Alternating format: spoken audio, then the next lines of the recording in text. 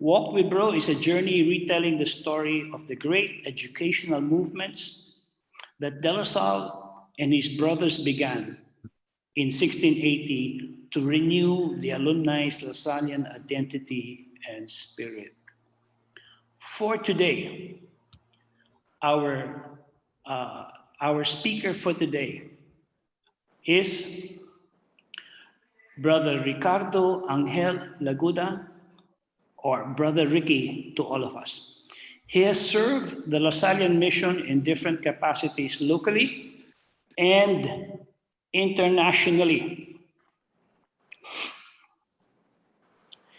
He worked as a missionary in Papua New Guinea, a formator and school administrator in different Lasallian institutions in the Philippines.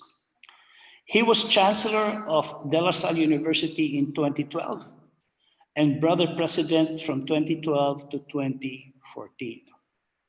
He also served as the sector leader of the De La Salle Brothers of the Philippines and President of the De La Salle Philippines from 2011 to 2014. In 2014, he was elected General Counselor of the Brothers of the Christian Schools, representing the Asia Pacific Regional Conference in the Institute. His wealth of experience and global perspective certainly enriches our topic for today on the Declaration on the Lasallian Education and Mission. Ladies and gentlemen, fellow Lasallites, Lasallistas, Lasallians, wherever you are, whoever you are, let us please welcome Brother Ricky. Brother Ricky. Thank you, Kaloy, for the introduction. Good morning to all Lasallians, or good evening to Mary Ann. Before we begin, I wish to share with you the outline of today's presentation. This is just like the overview. I hope we can finish in an hour and a half, more or less around that time frame. Brother Michael Broughton 2 weeks ago gave you an overview on the life journey of Saint La Salle. Today, we will focus on two of the most recent documents of the Institute, the Declaration, as well as the identity criteria for the vitality of Lasallian educational ministries. Both documents focus on Lasallian educations. For Lasallians around the world, the educational mission is really the heart and soul of the Lasallian story and spirituality. It is also very essential to our own Lasallian culture and charism. De La Salle started this story 340 plus years ago, and we, Lasallians, have continued the story from one century to the next and from one chapter to the next. We have been teaching minds, touching hearts, and transforming lives since 1680. First in France, and now it has grown in more or less 80 countries. Let me show you a map. In a sense, we have become more sensitive to the many countries that we are in. We have become more multicultural and multi-religious in our way of running educational institutions. We have responded to the different challenges and opportunities in making the Lasallian educational mission more relevant and more responsive. If you look at the map, we are present in 80 countries, and we have organized ourselves into 32 districts and 5 regions. These 5 regions are one, Rilan, that's in North America, where Marianne is, and then Rilal, that's Latin America, Relem, that's Europe, Rilaf, Africa, and Park. Park is the Pacific Asia region, where we are present in 16 countries. Most of our ministries, 80% or more, are formal schools like kindergarten up to grade 12 and universities. The others would be vocational or technical schools or alternative learning institutions. So just to go to the document on the declaration, This document tries to outline what we have been doing in the last 340 plus years. The document entitled Declaration on the Lasallian Educational Mission is an attempt to say something about our legacy, our heritage, our present experiences about Lasallian education. This document is a response to the 45th General Chapter. This document has three main purposes or objectives as seen in this slide. One is to motivate and guide our educational work. Second, to seek to offer proposals full of hope to our youth. Third, to highlight certain convictions derived from our rich history in order to facilitate the development and continuity of our Lasallian educational communities. This will not be confused with the declaration that was written in 1967. This 1967 document is a document that spoke about who the brothers were or are right after the Vatican II Council. There was a lot of confusion and uncertainty when Vatican II was just beginning to take shape, and the brothers had to adjust to the signs of the times. It was a document to clarify who the brothers are and what the brothers are all about. That was the declaration in 1967. This particular declaration speaks to all Lasallians, not just to brothers. It even speaks to all educators who have the same beliefs and principles and may not necessarily be Lasallian. So this declaration spells out the following 4 parts before the conclusion. Each part responds to a particular question. The first part talks about why we do what we do as Lasallians, as educators. The second part, it describes who are the stakeholders, who are the partners in this Lasallian educational mission. The third part looks at the essentials of Lasallian education. And then the fourth part before the conclusion talks about the challenges. It talks about where do we go from here? And as we look at the future, what do we need to do? And the conclusion, it offers 12 convictions or 12 statements that can be properly applied in any culture and country. I will say more about these 12 convictions later. Just to say a little bit about the context of the declaration in 1967 and how different it is from today's declaration. Just to offer some examples, before we would usually call schools brothers' schools. And at that time, there were 16,000 brothers. More than 90% were male students. And the word Lasallian family is non-existent. So that was the context of the declaration in 1967. Today, we talk about Lasallian schools, not just brother schools. And at this time, we only have around 3,500 brothers. More than 50% now are female students. And now we talk about the Lasallian family, where there are different partners that are involved in the Lasallian educational mission. So a lot of changes has happened since 1967. And this Declaration 2020 tries to look at those changes and considers those changes as part of the growth of the Lasallian educational mission. There's another document that is very important. We call it the Conduct of Christian Schools. This was written during the time of the founder. One of the earliest documents was in 1706. And what St. La Salle did at the time was to gather the principal brothers who were involved in education and tried to reflect on their practice of teaching, their practice in running the school. And they put it into a booklet or manual. The situation at that time, it served as a reference for at least the next 200 years, from 1700s to 1900s. And several editions were published during the time of our founder and after. It talks about how the school was going to be run from 4 a.m. to almost evening.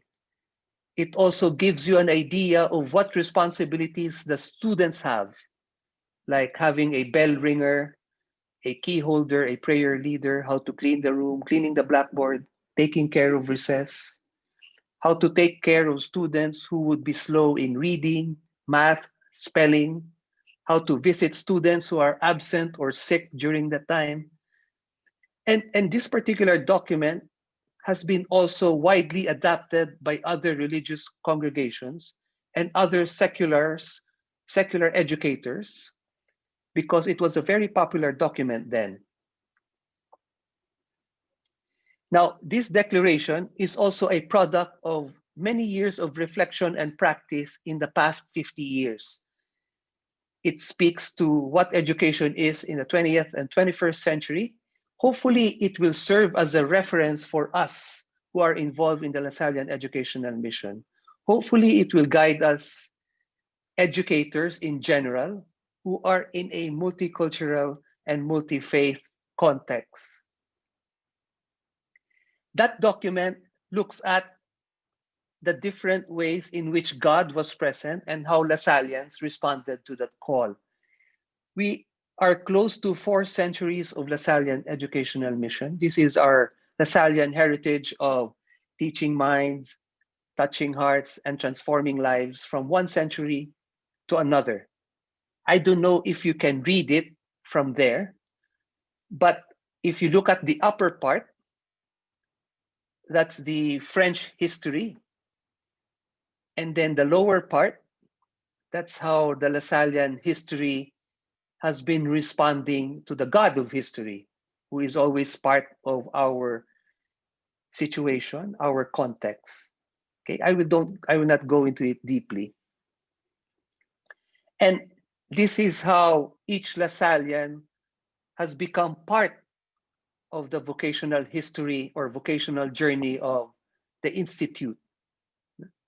If you look at the way each Lasallian had something to contribute to the Lasallian Educational Mission. We have joined together to answer the call of God, and this is what communion in mission is all about. This is not just the brothers' mission. We are all in this together. Each one of us has a role to play, whether you are a parent, an alumnus, a student, a teacher, a staff, or a brother. Each one has something to contribute to the Lasallian Educational Mission. So that's how the document tried to outline the different stakeholder or contributor to the Lasallian Educational Mission. And then they gave us a template of how we are usually going to contribute. How do we respond to this call? This is a template of how Lasallians have responded and grown in their own vocation. We hear God's call, and usually when we hear God's call, we are part of a community, what we call the synodal church. And this community tries to contemplate on how God calls them and how they become sensitive to God's call.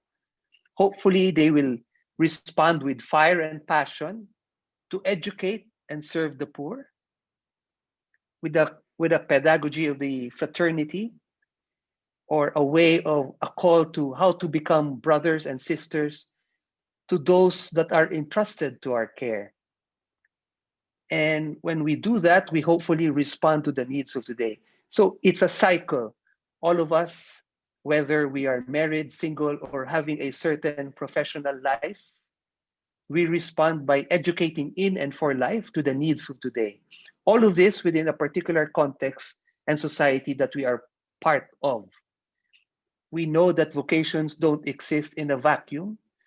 Our vocation always exists within a particular period of time and place.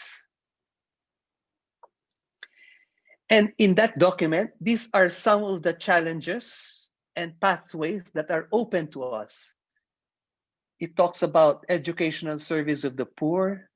human solidarity, citizenship and political life, critical thinking and interiority, holistic ecology, international network. So those are just some challenges. And it's not all, but I think these are points that we can reflect on as we move into the future of what educational mission can be all about.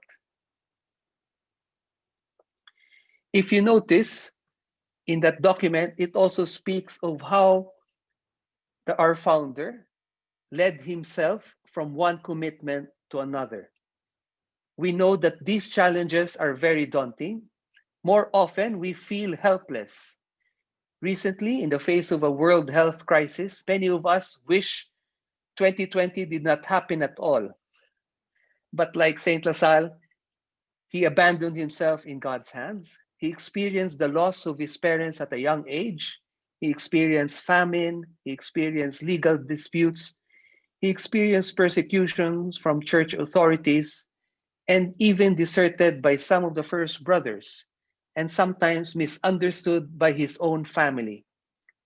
Yet we speak of the founder's story where his commitment led to another commitment. Saint La Salle spoke of a gentle God who never really forced him against his own will. Saint La Salle also spoke of a God who never abandons and a God who was always generous throughout his own vocational journey. If you look at the upper part, that's how the Lasallian story looks like, how God was with us at different points in history. If you look at the middle part of the screen, that's who are the different stakeholders, different partners that are part of the educational mission. And of course, the history that happens outside the Lasallian history is the lower part. I will just go to the 12 Lasallian convictions. These convictions are not exhaustive, but what the writers did was to limit it to 12 so that we can digest them in the next 5 or 7 years that we are part of this Lasallian educational mission. This is the first six convictions. You may read them quietly. I will not explain them because many of these statements are self-explanatory. I hope you can read them. If you are in a smaller device, I'm not sure. No?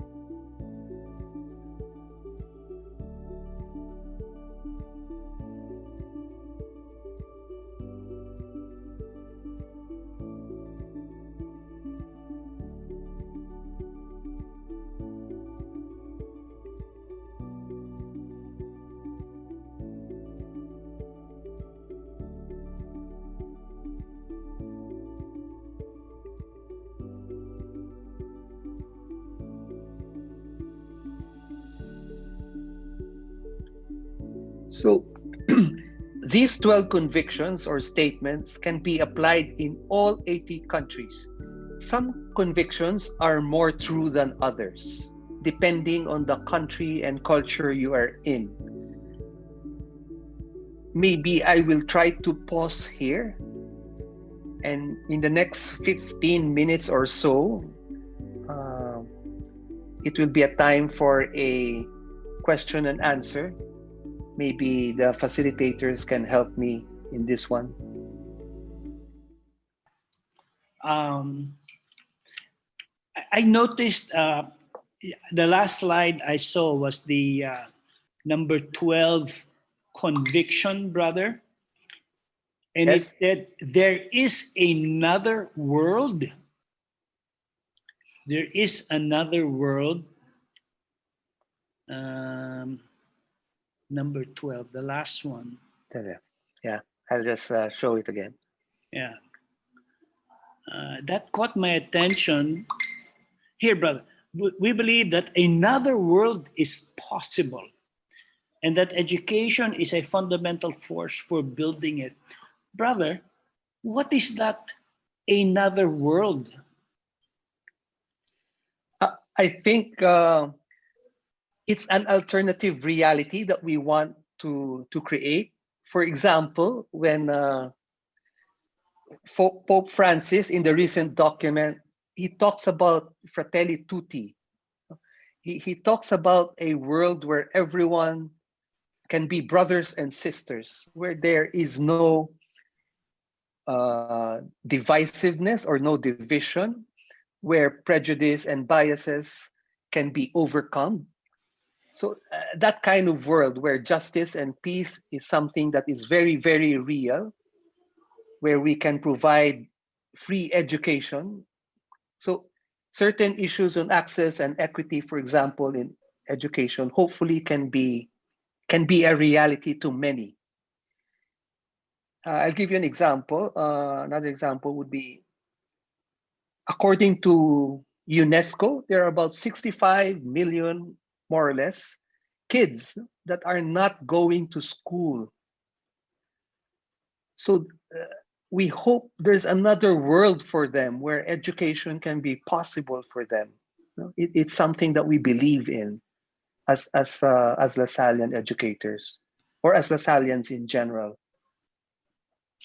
I was going to say, and that the Lasallian education, of course, that I'm being biased now, I mean, is a fundamental force to building it.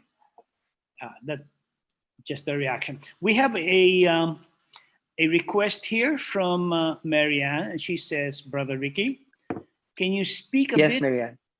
Can you speak a bit about Lasallian education and Christian humanism? This is from Marianne. Okay. That's a little. It's a little bit philosophical when we talk about Christian humanism, because a lot of sometimes our audience is very humanist or secularist in its orientation. In other words, I can be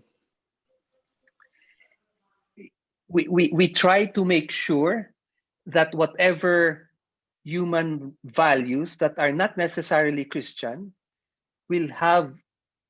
is something that is also aligned with the Christian values.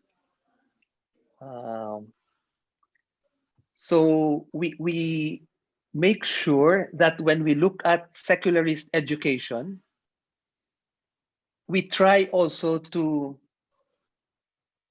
integrate Christian orientation, but not necessarily imposing it.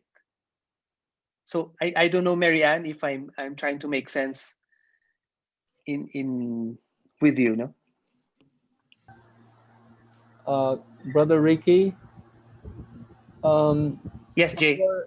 our Lasallian world, as you said, for example, in East Asia, and even in part, is truly multicultural and multi-religious, right? Yes.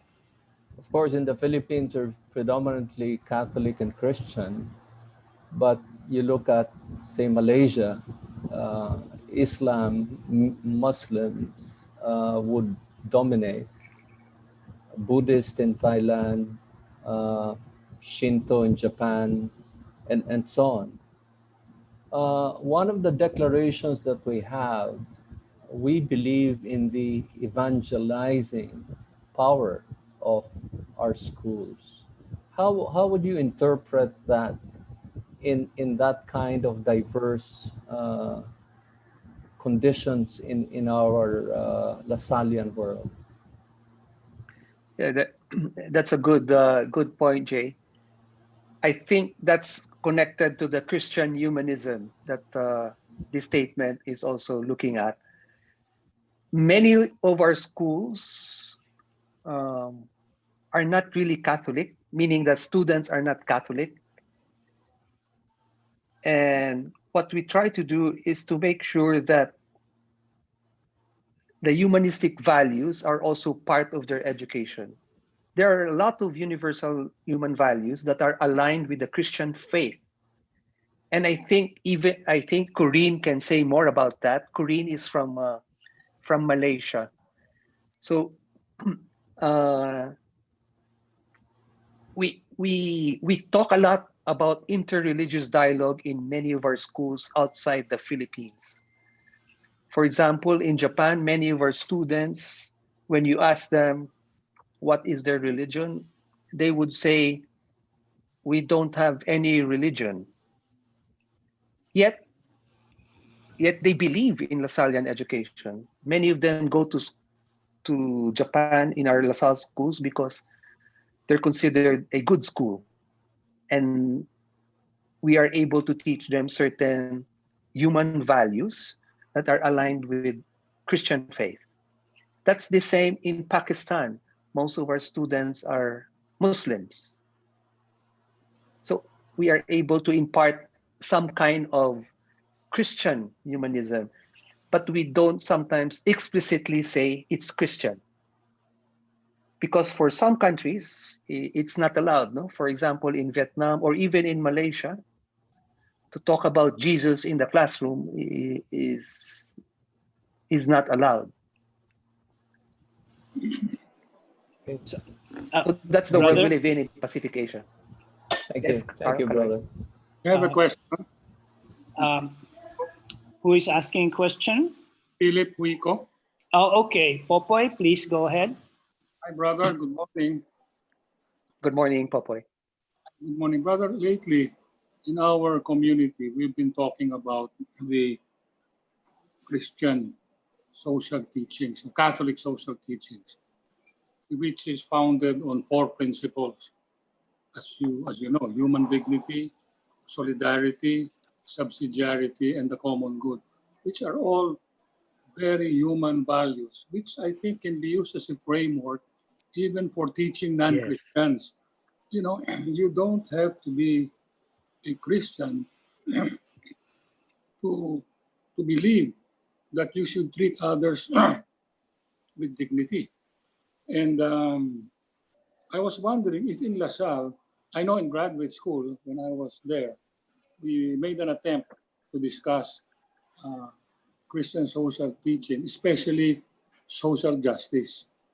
I don't know if in the La Salle schools there is now an institutionalized, organized, continuing attempt to discuss these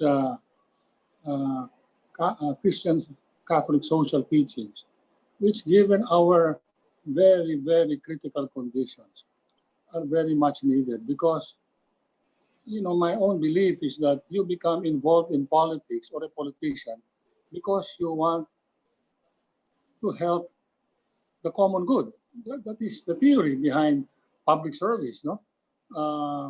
So I don't know what the school is doing in terms of institutionally promoting this, just like catechism was being taken up, like we had subjects in college, Gospel of John, Christian marriage, that kind of thing. Yeah. Yes, Popoy. Thank you very much. The Catholic social teachings have been part and parcel of the curriculum in the last 30 years. I know implicitly it's part of the grade school and high school curriculum. But in grade 11 or grade 12, the Catholic social teachings are explicitly taught. No? So we have a lot of Catholic social teachings since the 1800s. No? And most of those teachings are part of the academic curriculum in grade 11 or 12. Yeah, may I continue, brother?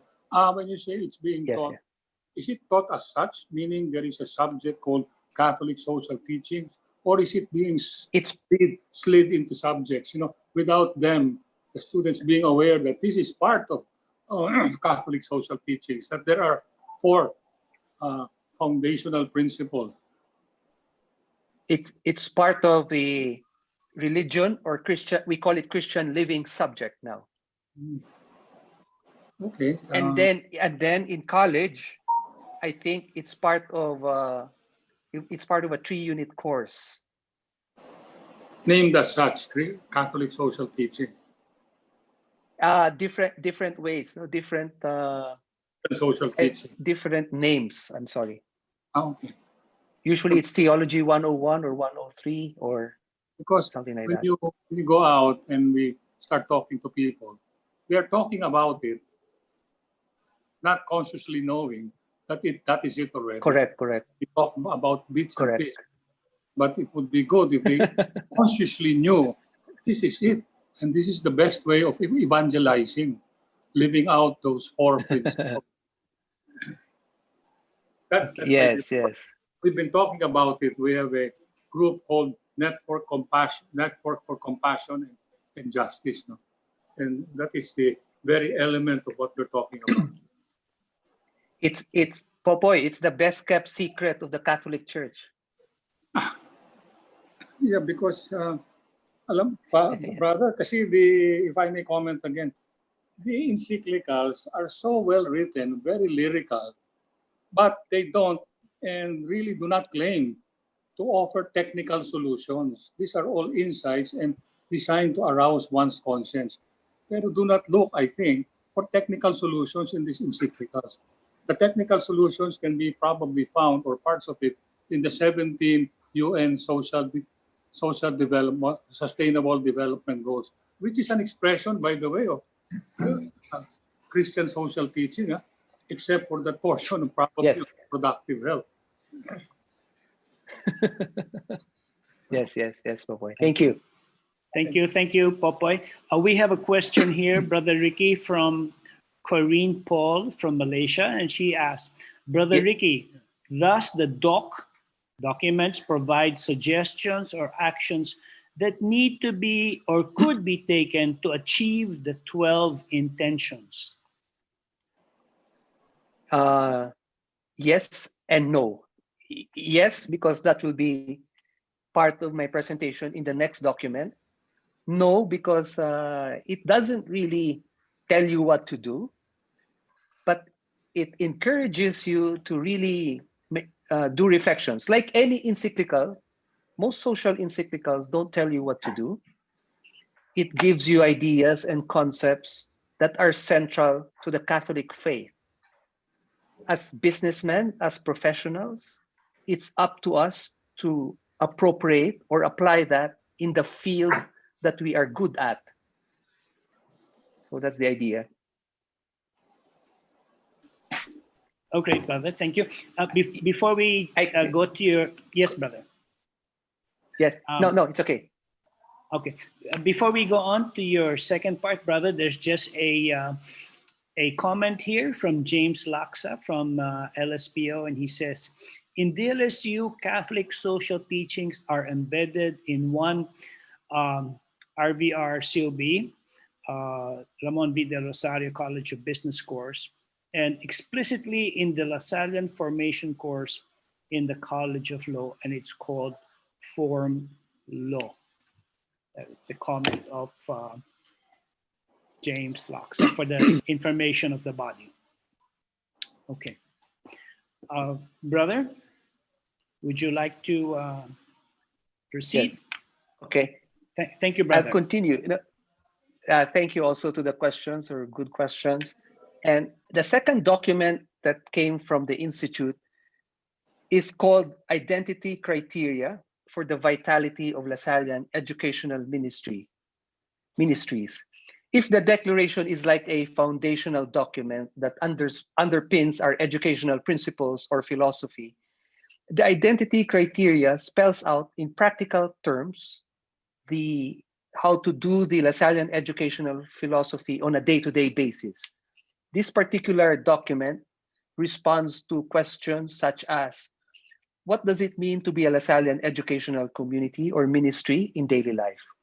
What are the indicators or evidences that we need to hear, see, and touch in the daily running of an educational institution or ministry, for that matter? So it's like a criteria for continuous improvement of our ministries. Before I continue further, let me briefly explain how we arrive at this document. The formulation of the document went through a process. It was 3 years in the making with different countries and consultants. There are a lot of indicators that have been used by other schools in other countries to improve their schools. So for example, there are quality assurance processes in the States or in Europe or in Australia, and even here in the Philippines that have been used in the last 10, 15 years. What we did was to look at all those systems of quality assurance, and they were put together into a document. And this particular document had went through consultations with other experts in different countries.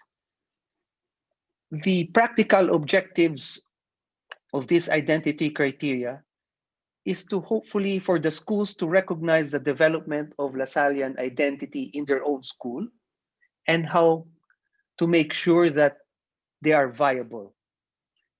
And hopefully it will favor continuous plans for improvement in their own particular ministry or school with regard to their Lasallian identity and vitality. So this document offers a way of looking at our ministries, our Lasallian ministries. How can we improve further based on also the declaration document? In a nutshell, this is like our own Lasallian DNA that can be split into several dimensions or criteria. These are the 6 criteria.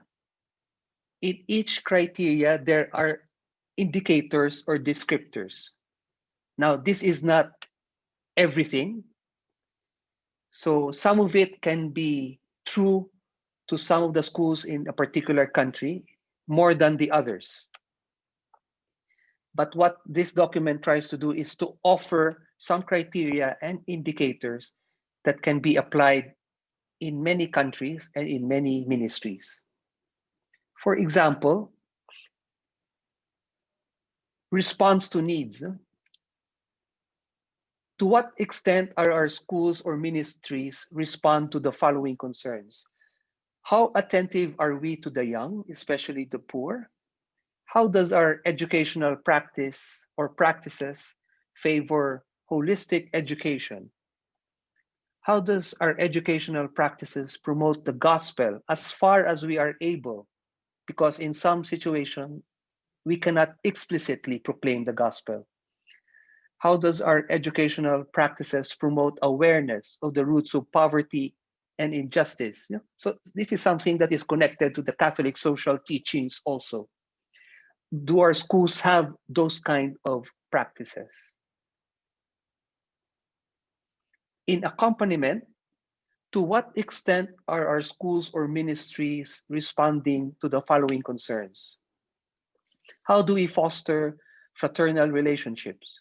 How do we carry out our vocation as a teacher, as an educator, in relating to others as parents or teachers? How do we make sure that our communities of faith and service are part of our curriculum? What is our association experiences look like in our ministry? So those are some questions that we might need to ask. And is it evident enough in our educational schools or educational ministries? In this one, to what extent or how do we make sure our students become more responsible for their own formation and development? What is the quality of formation and accompaniment do we provide? What kind of culture are we promoting in terms of favoring discernment of one's vocation? What kind of programs do we offer to encourage service and solidarity as part of the overall curriculum? So if you look at the different indicators there, it's almost the same as many of the Catholic social teachings that we have in the past 100 years. This one talks about charism. How well do we make sure that St. La Salle is known and understood by our partners? How far do we go in terms of innovation and transformation, yet faithful to the story and spirituality of our founder? How far do we go in accommodating the poor? What is our relationship like with the local church? So if we look at our schools, do we try to incorporate some of these practices in the way we run our schools? This one talks about how do we monitor professional and personal development of our faculty and staff? How do we ensure competence and quality training for our faculty and staff?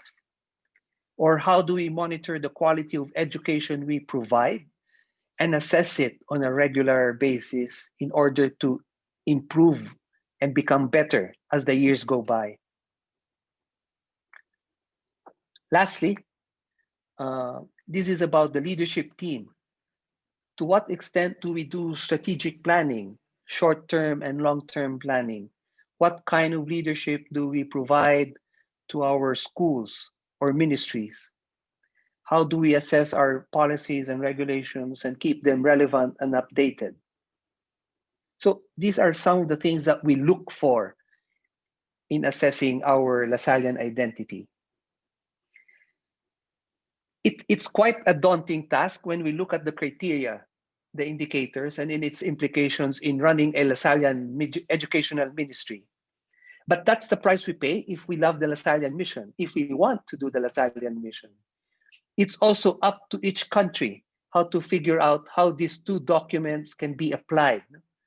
In that document, it says the diversity of Lasallian educational ministries is very wide, and for that reason, it is considered appropriate that each ministry adapt this material to its particular reality, both in its expression and in its criteria and application. So the way we can apply this document in Pakistan will be different to Philippines. It will be different, let's say, if you're from London or from New York or Providence or from Malaysia. So there is a diversity. There's different ways of appropriating it and applying it to your country. But I guess it is truly a miracle that we have been doing this for more than 3 centuries. The Lasallian story lives in us, and we are part of that rich legacy that continues to teach minds, touch hearts, and transform lives. And you, as our alumni, are the products of this rich legacy, and we stand proud because of you. You were once students, and now you are our partners in this Lasallian mission, a mission that will continue beyond our own personal lifetime, a mission that will continue beyond our own personal stories. And each of us has contributed to that miracle of which our founder, Saint La Salle, can be very proud of. Again, thank you very much. Thank you to the Alumni Association for inviting me here and to be part of this Walk with Bro Legacy talks. Thank you. I'm open Thank to you very questions. much. Yes, thank you very much, brother. There are several ways of doing your questions. Of course, you can always go to our chat box and type it there, or you can raise your hand. I see everybody. I see 2 screens, so I'll do my best to recognize you. All you need to do is just raise your hand and say, I have a question, and I will go to you right away. So the floor is now open for questions for Brother Ricky.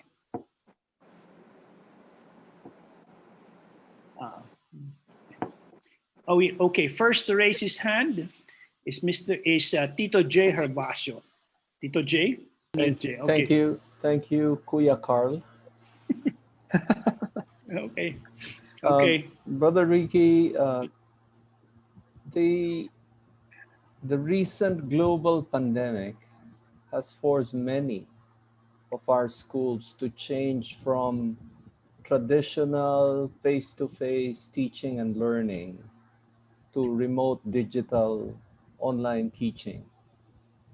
And I guess that trend would probably continue, not to the same degree, like almost 100% at the moment. But as we have discovered the benefit of that mode of learning, it would probably be used going forward, which I think is a significant change in pedagogy, right? Is there attempt, are there initiatives in our Lasallian schools to now redefine what that new pedagogy would be? And of course, it has, attached to that are challenges to remote learning, that we may be creating socially distant students. And therefore, how do we address those within that change? Thank you, brother. Right now, at least in the Philippines, it's 100% online learning. But in some countries, students are able to go to school. No? So for example, Vietnam, Japan, I think Malaysia, they're able to go to school, meaning face-to-face. Probably in the US, they can go face-to-face also. And in Europe also. So it's only at the moment in the Philippines that it's full online. I think a lot of our faculty right now are trying to redefine on teaching and learning with the students. It's not just the faculty, but even the students have to adjust to this kind of learning. So I guess it will be a trial and error phase at this point. Between now and May, most of these practices that we are experiencing are trial and error. I'm sure, I don't know, a lot of parents are also adjusting, especially with if they have children who are younger than, let's say, 10 years old, because they have to be beside their children and to guide them in this kind of online learning. So there are a lot of implications. Socially distant is one. So, but a lot of our teachers are trying to create a community also in this online learning. For example, we have homeroom sessions. So many of the homeroom sessions are done by the teachers themselves, hopefully to make sure that the community life of the students are also up and about to deal with depression, to deal with Zoom fatigues and things like that. Right. Brother, I guess my thought was, how do we create a Lasallian brand of online learning? Or Yeah. Precisely, Jay. These documents, the declaration, as well as the identity criteria, lays out what Lasallian education is all about, regardless of the mode of delivery.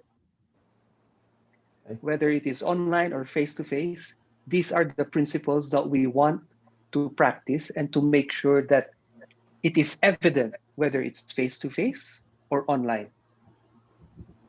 Thank you, brother. Thank you, Jay. Gilbert is back. Gilbert, you were raising your hand earlier. Are you still there, Gilbert? Yeah, I got cut off, so I don't know what you've discussed. I wanted to ask brother about recruiting, our recruiting efforts to get more brothers. I know a few years back, we were very aggressive, and I assume we're still aggressive, but I know every time there's a board of trustees meeting, the first slide is always, how many have we recruited? And all of this. So what is the status now, brother? Well, every year we try to recruit, and we make sure that there's a good number in the pipeline. But it comes and goes, okay? But in the last 20 years, we probably average 3 or 4 a year. What is the retention record? The retention rate right now, I'm not sure, but maybe it's above 80%. I see. Oh, that's good. Because I noticed really, LaSalle seemed to be rushing the development of the younger brothers. And yes, we are in dire need. Our growth is faster than our recruiting new brothers. And that must be a problem. Yes. Another, okay, go ahead. Yes, Gilbert. In the Lasallian family now, we talk more about Lasallian vocations, not just the brothers. We talk about our partners, our teachers who have a vocation. We talk about our alumni who have a vocation within a vocation, meaning many of our alumni have their own particular fields of profession, but some of them in their later years of life or later years of professional life get involved in the Lasallian Educational Mission. And that's something that we want to promote also, because I think that is valuable. Their contribution is very much valuable to the Lasallian Educational Mission. Yes, that's true. And I think it's more stable. Now, you mentioned that in 1967 or before, only about 10% of the student population, 10%, I guess, worldwide. Now it's about 50-50. What happened to the Christian brothers, sisters? Is that something that is expanding? Oh, that LaSalle sisters, you mean? Yeah, we used to have, I think they were Spanish or Spanish sisters. We have 2 different congregations of Lasallian sisters. One congregation of Lasallian sisters was founded in Mexico. They're called Hermanas Guadalapanas. And the other one was founded in Vietnam. Both were founded by French brothers. The ones who are here in the Philippines are from Mexico. What are they doing? They're still very active. They run schools also. They run a lot of schools and nurseries. I see. Okay. For example, in Vietnam, we have more than 100 Lasallian sisters running nurseries and kindergartens. Good, good. Do we have any Filipinas? I think we have Filipina sisters, but not big, maybe 4 or 5 sisters. I see. Good. Correct me if I'm wrong, Brother Vic. Yes, there are 5. Okay, good. All right, thank you, brother.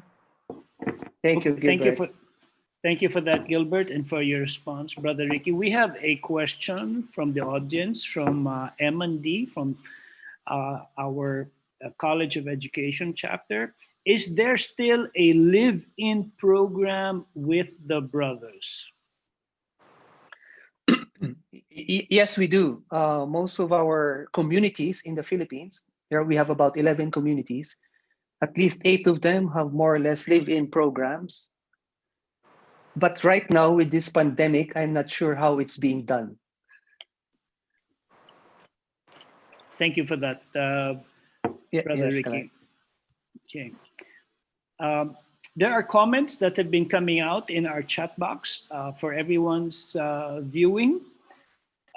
Miss Marianne has mentioned that they have Lasallian sisters working in Texas with refugees.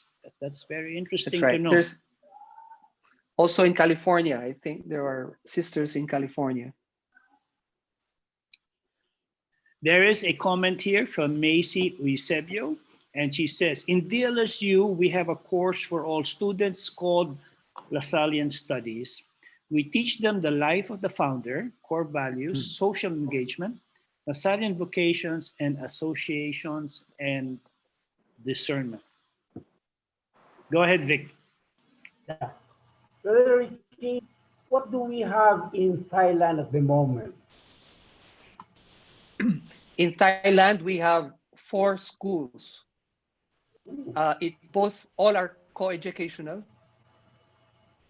There's one in Bang Na. Bang Na is in the capital. Right, Bangkok. And there are 3 other schools. K to 12, all of them are kindergarten to grade 12. And maybe we have more or less 20 brothers that are Thai. Yes. All our students are Buddhists. Oh, Most, maybe 98%. Wow. Well, there is a girls' school in Bangkok, brother, and the children of the king, the 2 daughters went there. These are run by sisters. So I happened to be there in Bangkok from 76 to 79. And I recall that in the early 80s, one time I was with Brother Andrew when he was going to Bangkok. Although we did not have a chance to talk about it, I felt that probably that was the time when these La Salle schools in Bangkok were being formed or being organized. So that's a very good news, brother, because I think that's a place where the Christian Brothers School should prosper. It's doing very well in Malaysia, in Singapore. I used to go to the church in Malaysia as well as in Singapore, especially, which was very close to our office there, brother. So and they are very well respected and very thought of very highly, the graduates of those schools. I hope we will continue to do that, especially in Thailand. Yes, yes. Actually, we started in 1950s, in early 1950s in Thailand. And we've been doing well. In fact, in Bang Na, where Bangkok is, a lot of the streets there are named after La Salle. thank you for that, Vic. We have a question from our chat box from Benji Oichiko. What particular experience did Vaugirard provide St. John Baptist de La Salle to write the conduct of schools in a way Reims and Parmeni influence his life's direction? I hope I said that right. Maybe first, I just like to say that don't connect the places to the topic. I think there's a lot of confusion with the place and the topic. The places just gives us an idea of some important events during the time of our founder. The Vaugirard, that's where one of the first places Saint La Salle went, because that's near the capital, Paris, at that time. And he also put there our first novitiate, meaning the first training of the first brothers happened in that place. Okay, the conduct of schools was much later in the life of Saint La Salle, when they have enough experiences of running schools from different parts of France. Okay, so by the time Saint La Salle died in 1790, there were more than 100 brothers. There were more than 60 or 80 schools around France. This was the precursor in the France history of public education. There was no such thing as public education in France during the time of our founder. Most of the young ones were educated on a one-to-one basis by the Jesuits. So Saint La Salle just popularized education.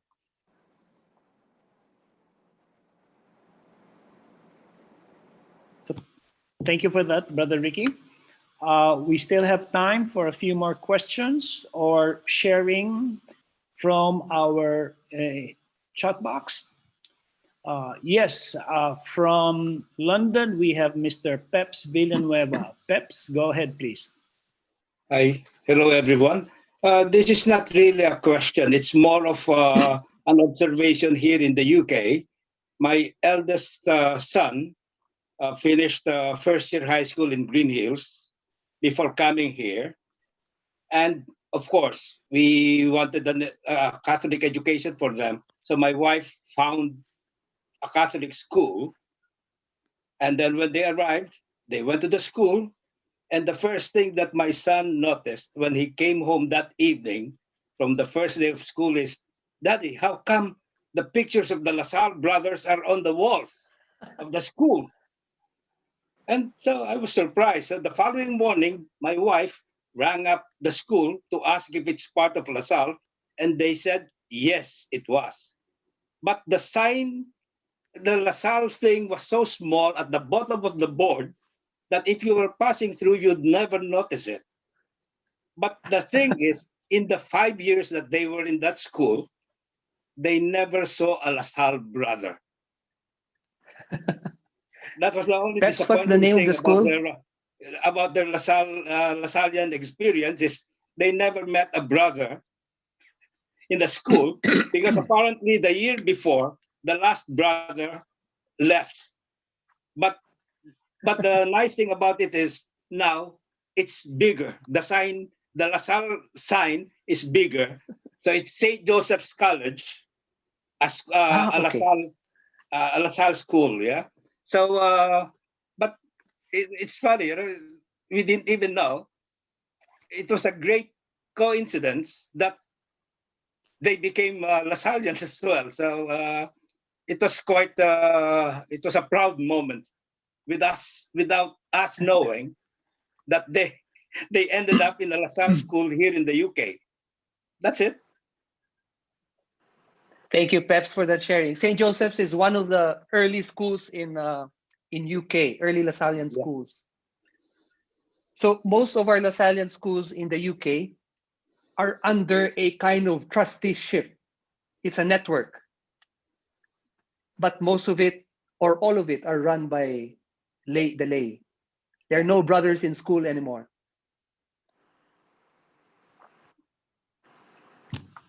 Thank you for that sharing, Peps. I mean, you gave me goosebumps there when you shared that story. It's always like it was meant to be. Destiny has it.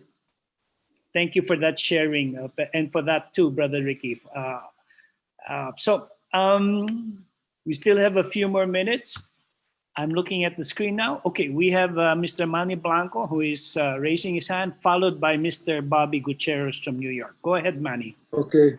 Brother Ricky, I had originally wanted to ask this question. A very light question from Brother Michael, but I forgot last time. Saint La Salle was a Frenchman, but throughout our years at La Salle, we never had, to my knowledge, a French brother, nor any French influences. Although in the last centennial celebration, we sang, or the La Salle Honor de Toi, Honor de Toi. De Toi, sorry, was featured, and that was about how French we got all these years, no? So I don't know, I just found it funny, although I know this was an American district, but we never had anything French. I don't know, it's just a trivia probably. Yeah, because we had French brothers, but historically, when Archbishop Harty, who is a La Salle graduate from New York, invited the brothers to come to the Philippines, the original intention was really to teach English. If you remember, this was to counter the Thomasites. The Thomasites at that time, the first teachers from the States, were mostly evangelical or Protestants. So he wanted the Christian brothers to teach English. And at that time, before 1911, most of the schools were teaching in Spanish. So inevitably, American brothers came much later, in the 1920s and 1930s. More brothers came from America. Thank you for that, Brother Ricky. We now have a question from Bobby Gutierrez from New York. Bobby, go ahead, please. Like my classmate Carl and Peps, we have all been together since grade school and 16 years of La Salle education. Class tertius, third graduating class of La Salle Green Hills. Okay. It's more of a comment, similar to Peps, than a question. But we live and breathe it here in New York, the center of the Black Lives Movement, the Me Too movement for women. We seem to be at a threshold in this world of everybody has had enough of the oppression, of the institutionalized racism, sexism. And it seems to me that La Salle can take hold, grab the bull by the horns, so to speak, in being at the forefront and becoming more progressive in terms of, we were talking about social justice earlier.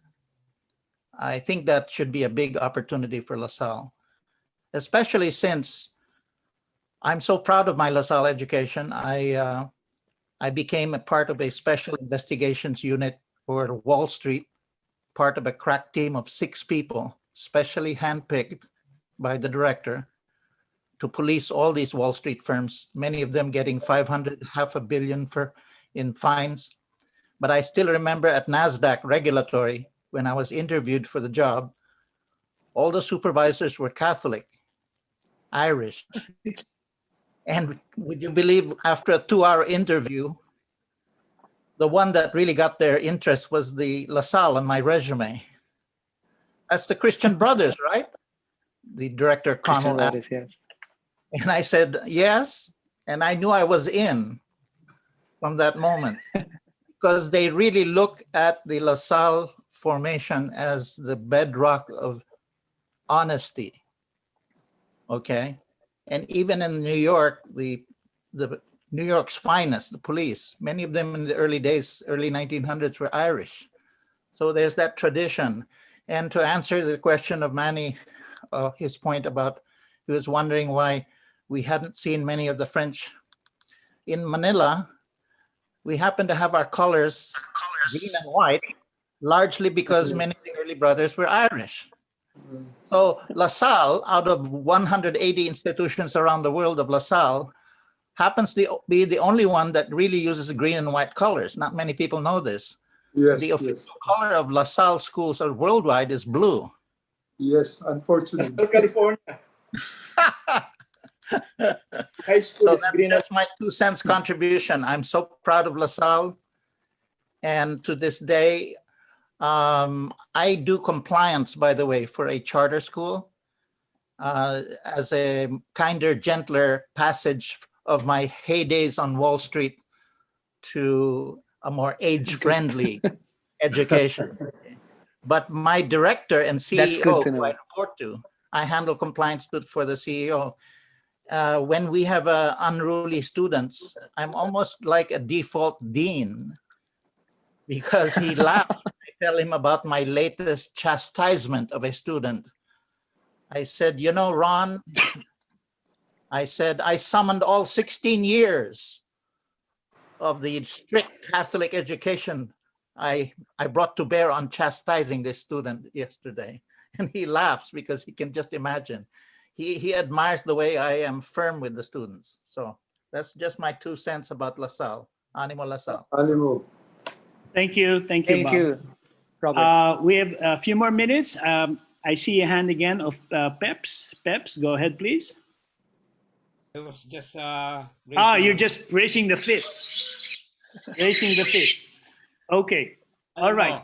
But just to comment to Bob's comment on Me Too movement as well as the Black movement, I think the Christian Brothers Conference in the States, it's a network of all the districts in the States, have been very, very active in those kinds of conversations.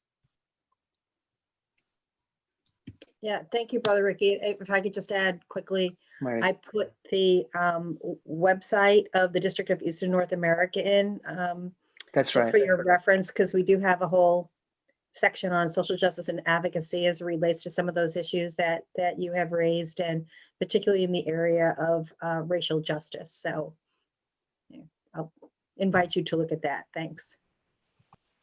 Thank you, Marianne.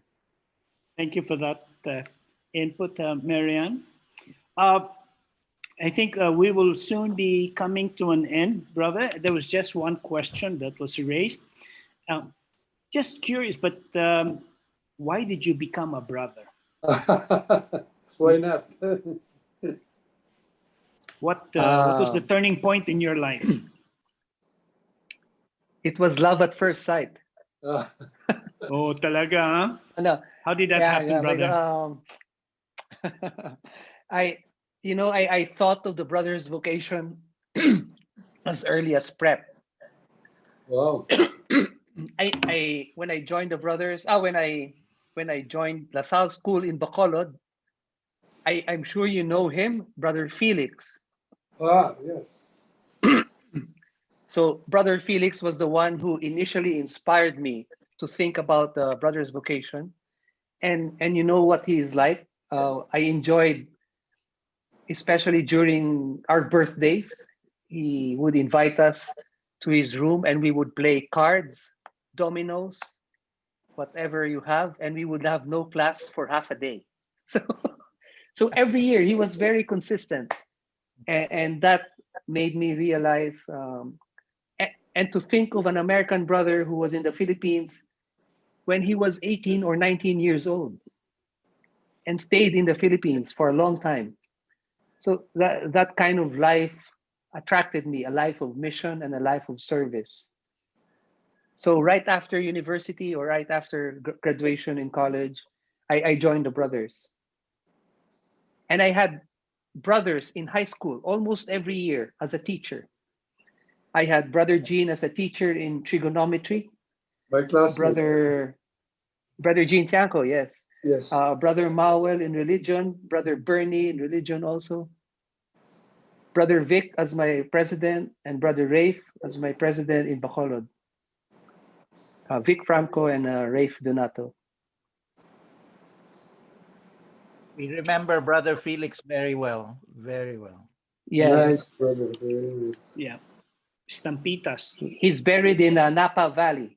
Yes. Yes. Napa, California. I was fortunate enough to get a picture of his tombstone, his grave, from Brother Inigo, who is currently enrolled in what's the name of our university? Yes, he's there St. right Mary's. now. And St. Mary's. I said, brother, please take a picture of brother, and he took it and he shared it with us, with me. I don't know, he goes a long way. We have time for maybe 2 more questions. I saw the hand of Vic come up, and then after Vic, we will have Manny Blanco. Vic, go ahead, please. Brother Ricky, in 1955, when we went on a cadre training, we were invited by the brothers in Bacolod. And it was Brother Francis who was there at that time. 1955, brother. So I don't know if you were already in grade school or in La Salle at that time. And we were My parents were not married yet. That's right, right. 1955. And we were invited also by the Montelibanos. And their house is right beside the La Salle. All around it at that time was kugun grass. It was just the baby that was put up. So I think it was just only about a couple of years at that time, brother. So we had fun. 3 years old. At that time, 55. Yes. Yes, right. So that was my experience there in La Salle, Bacolod, brother. So it is something that stays with me all these years. It's a memory. So I'm glad that At that time, Vic, we had a boarding house inside the school. Oh. My father was in the school as a boarder. I see. So, yeah. Okay. Thank you very much, Vic, for that sharing. Last on the list, is Manny Blanco. Manny, go ahead, please. Brother, I hope you don't mind all these little questions of mine, but I do face a lot of senior alumni. Do we still have reformatory schools? I know at one time we were kind of involved in, in that. No? And also, I know there was a La Salle Military Academy in New York. Are they still around? We used to, yeah. Okay. I'm not sure. Okay, Is it? Oh, okay. Bob, what do you know? Yes. Yes, it's still So we around. have the Reformatory or the La Salle Academy, Military Academy? Military Yeah, so- Academy. Yeah, So it's still there. both of them still exist. So in terms of the military academy, the LaSalle Military Academy that was out on Long Island was see, yes. closed about a decade ago. The campus was Okay. sold to St. John's University Okay. in New York. But we do have at 3 of our secondary schools, we still have a like a junior ROTC program that's Mhm. optional, and we don't call them reformatory anymore. They're now youth and family services. I see. So Okay. we have Ocean Tides Family Services, LaSalle School. Those two are in Rhode Island, LaSalle School in Albany, and they would have been for court adjudicated youth. So again, similar to what the founder did, in the early days of the Institute, having the opportunity for students that would otherwise be engaged in a penal system to be in a residential setting with LaSalle Brothers, and now Brothers and Lasallians together. So thank you for that question. No, because we Thank you for. in the old days we had some very tough principals, and we were kind of figuring out that they came from these schools. Thank you. Okay. No, thank you for bringing that up, Mary Ann. The Ocean Tides, we have that kind of ministry. The Ocean Tides in Providence. We have also what we call Bahay Pag-asa or House of Hope. One in Dasmariñas and one in Bacolod. Those are the ones that Brother Gus set up. Yeah.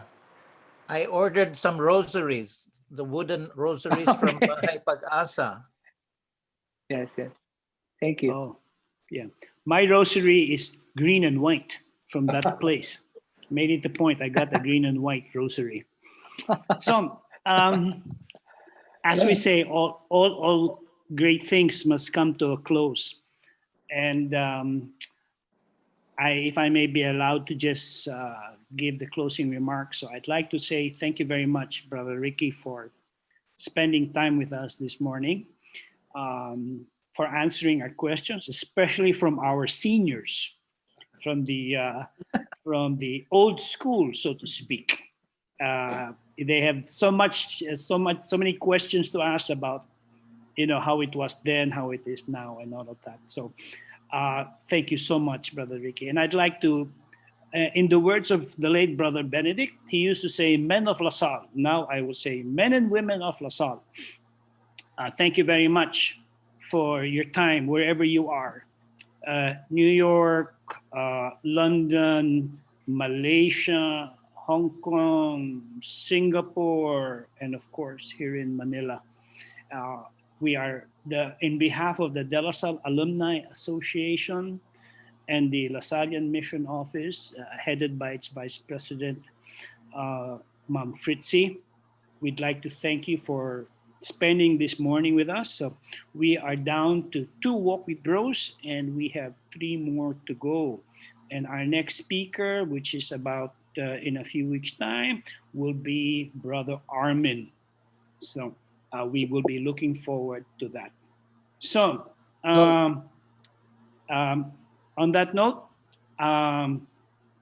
thank you, Brother Ricky, again for the nth time. This has really been my pleasure. Thank you also. a wonderful share. So